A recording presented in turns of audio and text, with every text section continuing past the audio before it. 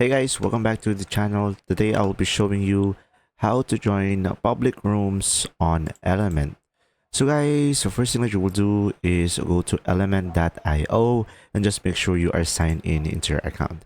Now, once you are here, in order for you to check out the public rooms that are available, you just simply go to the left side over here and you should be able to have an option, create a space. So go ahead and select create a space over here. And as you can see, you will have an option down below, search for public spaces. Now from here, you will just simply go ahead and search for room over here or type in R and you will have an option down below, public rooms. And pretty much over here, you will have rooms like you can only view it, and you will have rooms where you could join in.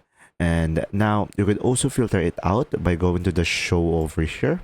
As you can see, you will have multiple options over here that you could filter out, or you could add a new server. Pretty much over here, this is all you can do. And you could also do a search over here, which you could utilize if you prefer a certain rooms that you want to join in. I hope this video helped you understand more. Thanks for watching.